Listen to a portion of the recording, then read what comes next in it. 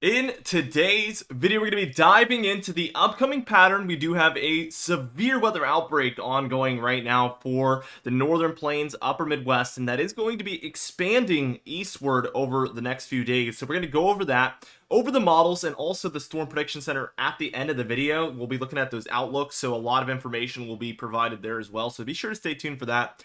And we have other weather events happening. Other larger storms are on the way and some big temperature flips. So let's just dive into things.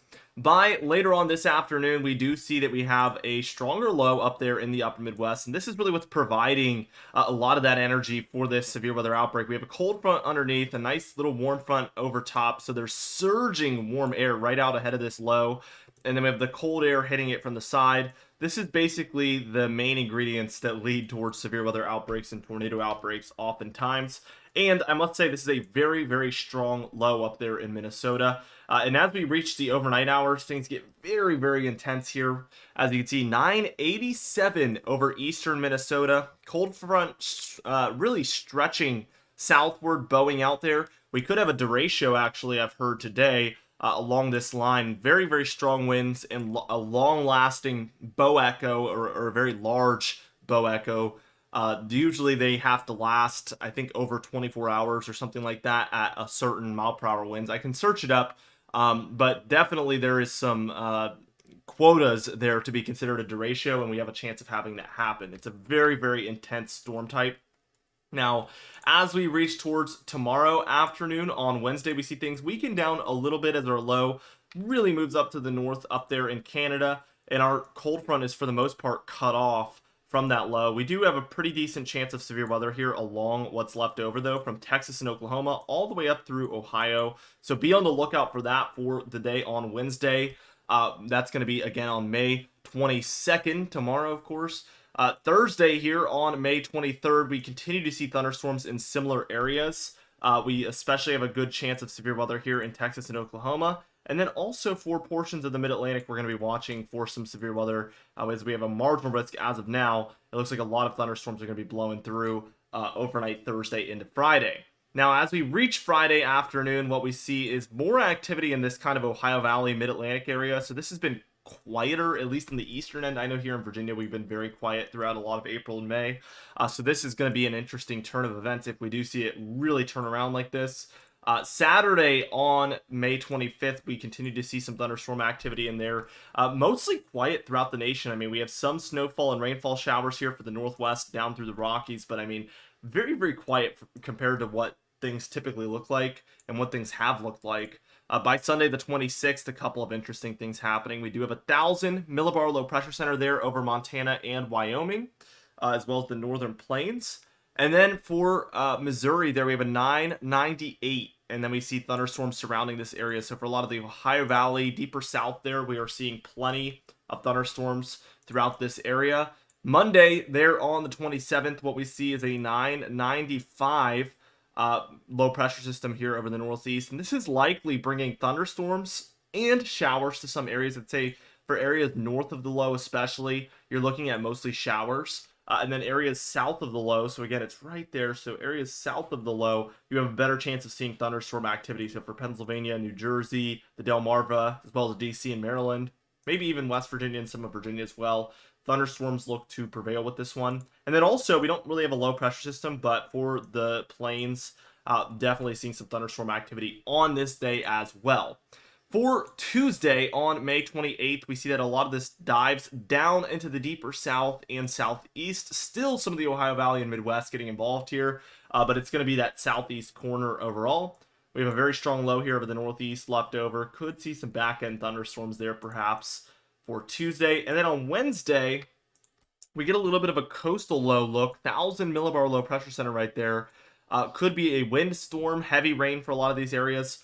Likely not thunderstorm activity with this one. With this current look, this looks a lot more like a nor'easter, which would likely just be heavy rainfall and winds in my opinion, especially when we consider the temperature pattern. It's likely to be quite cool here in the east on this frame actually as well. So dynamics for thunderstorms here not looking too hot, but definitely wind and heavy rain I would say is the biggest threat. For Thursday, things are looking quiet. We have this nor'easter offshore of the northeast, maybe some showers and wind for that coastline. and then maybe a couple showers here for Montana and Idaho. But outside of that, I mean, very, very quiet throughout the states here. So let's go ahead and move on. I want to take a look at our European AI model. We're going to really just dive through all these different threats, and I want to get past the ones that we've already kind of seen here. So let's get to hours 240 actually. This is where we left off on the European model. So as we move beyond it, Friday is quiet as well. Saturday is also, but it does look like we have some activity brewing here across the plains. So let's see what happens overnight, Saturday, June 1st into June 2nd. And it does look like we start to get more and more thunderstorm activity here from kind of the southern plains into the Midwest and Great Lakes there. Again, Sunday, June 2nd. Take it with a grain of salt. This is very far out, but certainly we're paying attention, of course. And then we get some really brutal cold air starting to move in, especially considering this is early June now. But it looks like there's a frontal boundary developing along this, and it is developing very heavy precipitation along this area. So we're really going to want to watch this closely as that brutal cold air moving in for this time of year, that is. It's not going to be below freezing or anything, but definitely pretty brutal for this time of year. Getting kind of infiltrating this warmer area, this could create a lot of instability along that line, so we're going to want to watch it very, very closely. Tuesday on June 4th here, we have the same thing. But it's moving further south, this kind of strong cold front. So we're going to have to pay attention. For those of you that have good memory, try to memorize that this model is calling for a strong cold front in the early portion of June. And let us know once we're in early June. If I happen to forget, I probably will. Let us know that this is what this model was calling for. And maybe we'll see it happening by then. Maybe we won't, but I would like to remember either way, of course. Very interesting. Again, take it with a grain of salt. It is very far out, but definitely interesting, as that's a very unknown model, I would say. We know it's semi-accurate, at least within 240 hours, but beyond that, I'm curious to see what we get. Northwest looks like we have some above average activity here on the precipitation, but really it's the plains into the mid-Atlantic and northeast here. And we actually kind of do a little area around the Great Lakes there, unfortunately, for them, if they're, wanting some rainfall. Looks like it's going to be a while. We do see quite a bit of heavy precipitation there in the upper Midwest, northern plains as well, and then down through some of the lower Midwest into the Ohio Valley, Mid-Atlantic, and Northeast. This is where most of that activity is going to be the heaviest precipitation. And in the reds, 2 to 5 inches of precipitation according to this model. Browns even being 5 inches plus, so a whole lot expected for these areas. Let's take a look at the total snowfall here, and we see plenty here for the Northwest Cascades, and then also for the Rockies. So definitely very, very interesting, and even some here for the Dakotas. So for late May, this is very, very interesting. And again, multiple feet expected still, so we're not seeing this back off just yet. Temperature pattern overall, I mean, we are expecting warmth here in the east for quite a while, but it's not going to last forever. We do see the cold start to infiltrate around the 28th here. We've talked about it before, but it starts with this warm air building its way into the west here, which forces the cold air eastward.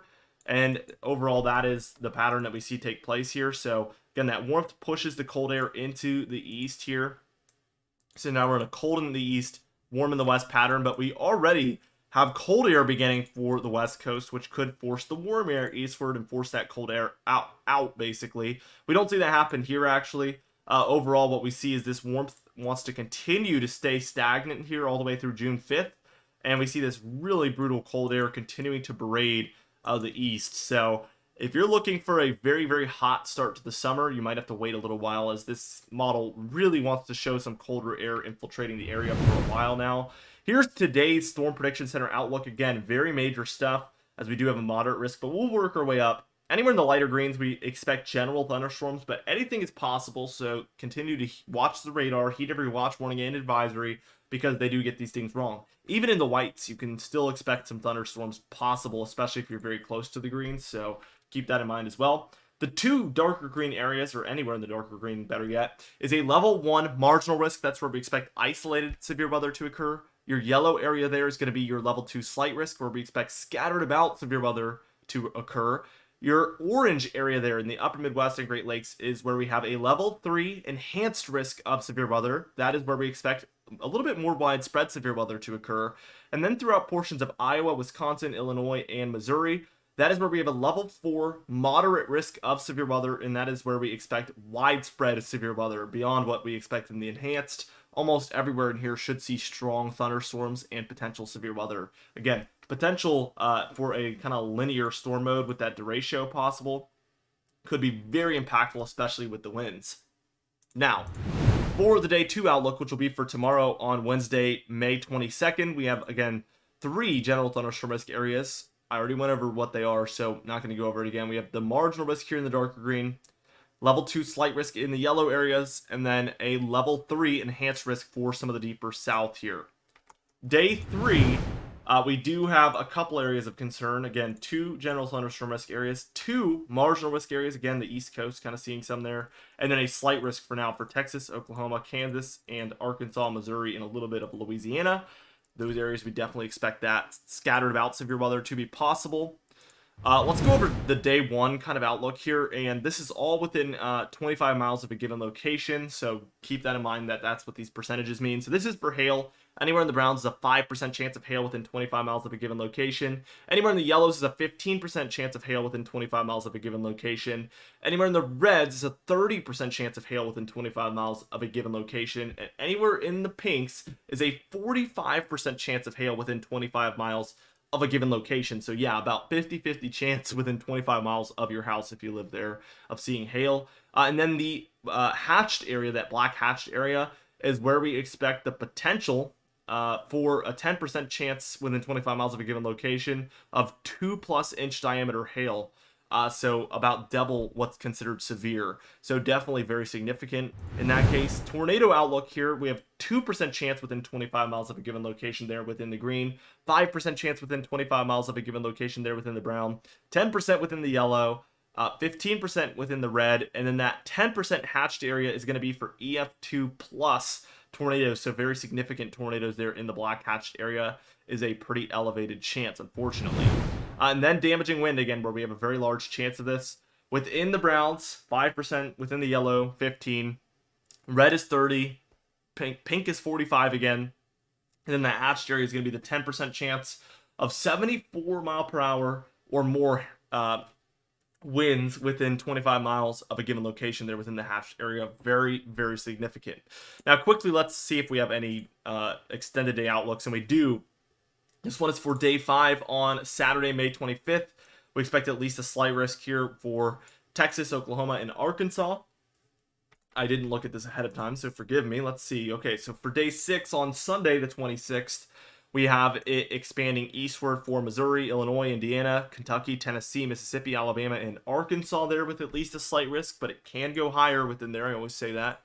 And then day 7 and day 8, we do not have any outlook. So that is it for this video, guys. Thank you so much for watching. We do upload every single day, so be sure to subscribe if you do like weather-related content, because we do upload every single day. You can even hit the bell icon for daily notifications when we upload, so you never miss one. Be sure to like the video if you did enjoy it. Leave a comment down below, and I'll see you guys in the next video.